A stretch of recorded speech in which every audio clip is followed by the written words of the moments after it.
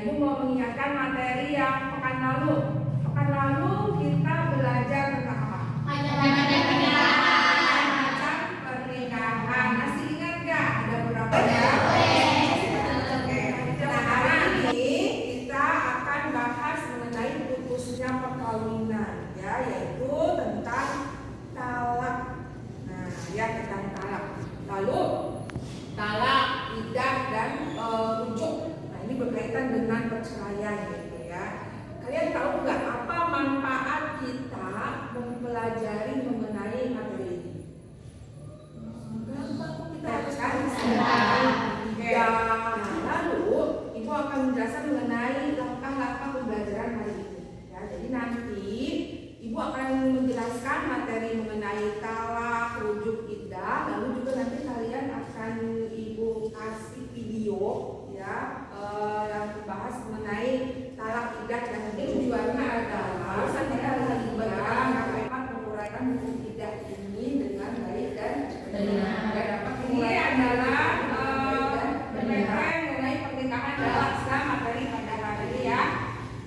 Jadi dalam pernikahan itu ada dua hal yang menyebabkan putusnya perkawinan. Yang pertama itu adalah perceraian, yang kedua ketika salah satu pasangan meninggal dunia.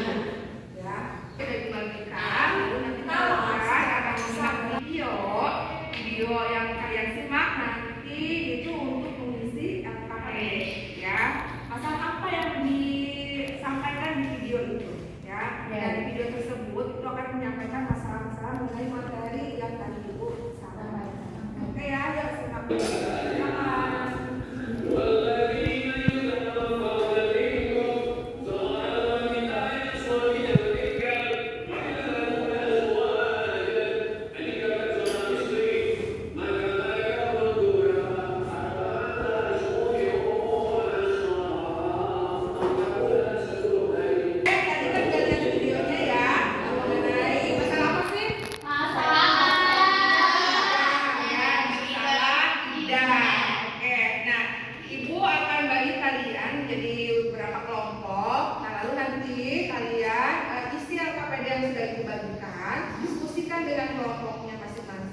Lalu nanti dipresentasikan. Nah, setelah presentasi itu lalu ada sesi tanya jawab antar kelompok. Ya. Oke, yuk silakan buat kelompoknya. Yuk silakan. Ya.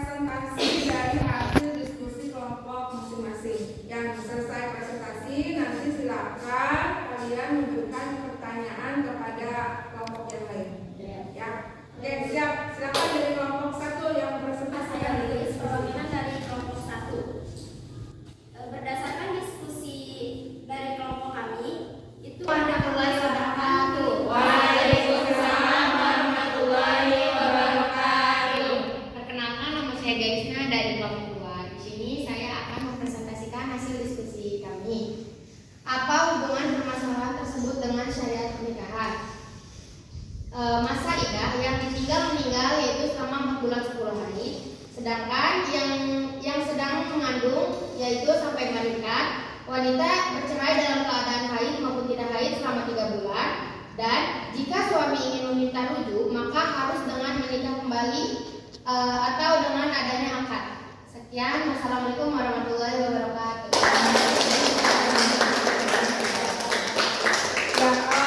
Jadi ketika tadi video yang kita tonton yaitu membahas mengenai menyajikan permasalahan mengenai masa idah. Jadi masa idah itu berbeda-beda ya tergantung kondisinya. Kalau Warahmatullahi wabarakatuh. Waalaikumsalam warahmatullahi wabarakatuh. Saya Sasria Surupandi mewakili kelompok 1. Izin bertanya ke kelompok 2. Bagaimana ketentuan pernikahan menurut undang-undang perkawinan yang ada di Indonesia? Assalamualaikum warahmatullahi wabarakatuh. Waalaikumsalam warahmatullahi wabarakatuh. Saya Diana dari kelompok 2 ingin menjawab pertanyaan yang diberikan kepada kelompok 1, yaitu di sini ada pencatatan perkawinan. Dalam Undang-Undang Nomor 1 Tahun 1974 Pasal 2 Ayat 2 dinyatakan bahwa tiap-tiap perkawinan dicatat menurut peraturan perundang-undangan yang berlaku. Sahnya perkawinan dalam Undang-Undang Nomor 1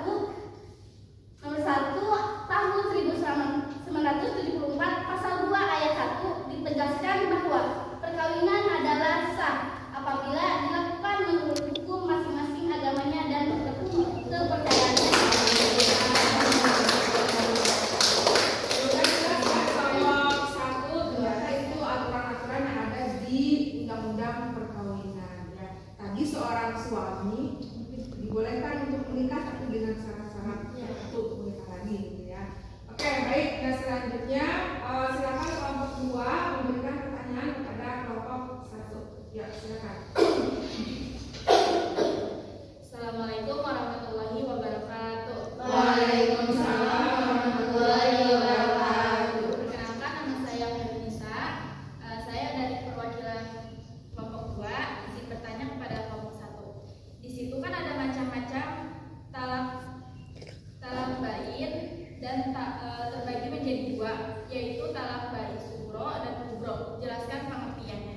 Terima kasih. Wassalamualaikum. Assalamualaikum warahmatullahi wabarakatuh. Waalaikumsalam warahmatullahi wabarakatuh. Perkenalkan, nama saya Putri Awalia, perwakilan dari kelompok 1. Izin menjawab pertanyaan dari kelompok 2.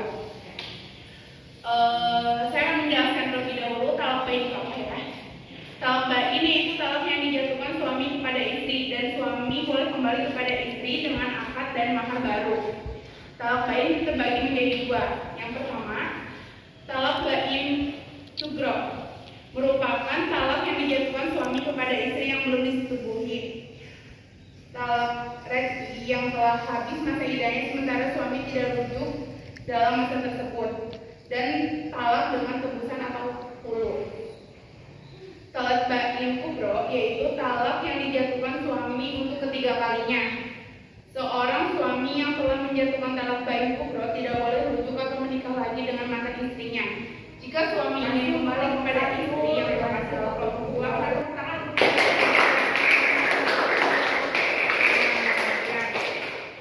Berarti dari hasil diskusi tadi kan kita nambah ilmu ya. Oh ternyata ada menurut undang-undang perkawinan itu seperti itu. Tapi kenapa ya kalau dalam Islam ada perbedaan di sini.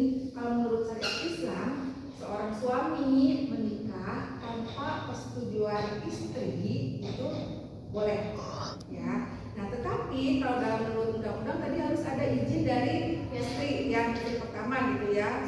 Kalau misalnya kita melakukan pernikahan. Nah maksudnya gini, kalau dalam undang-undang tadi kalau ini dicatat secara resmi di KUA ya, maka itu harus ada persetujuan dari istri pertama.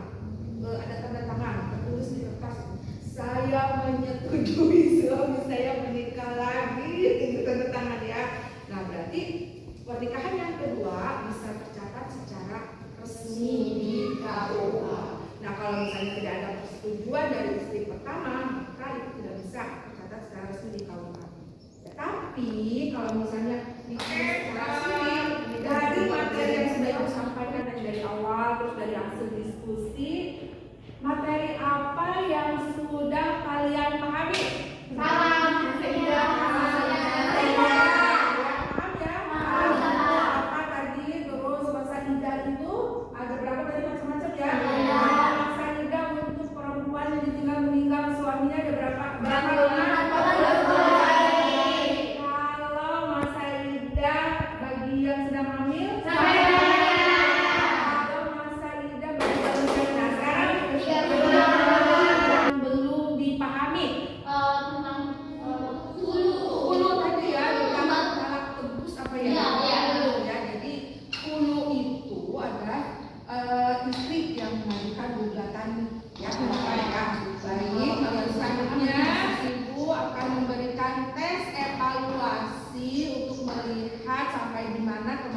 kalian menguasai materi kali ini.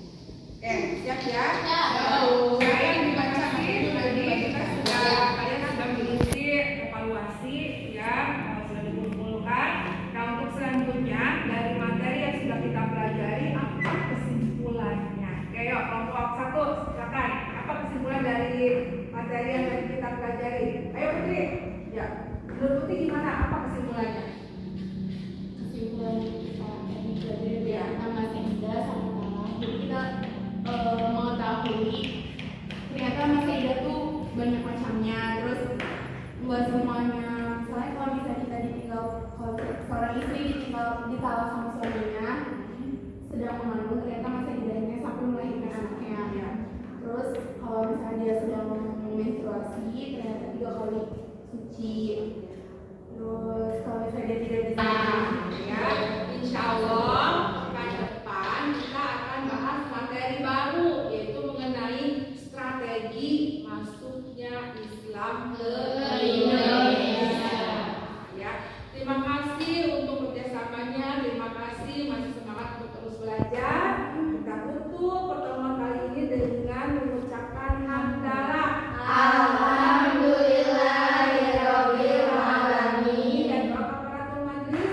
Subhanaka Allahumma wa bihamdika asyhadu an la ilaha illa anta astaghfiruka wa atubu ilaik. Terima kasih. Wassalamualaikum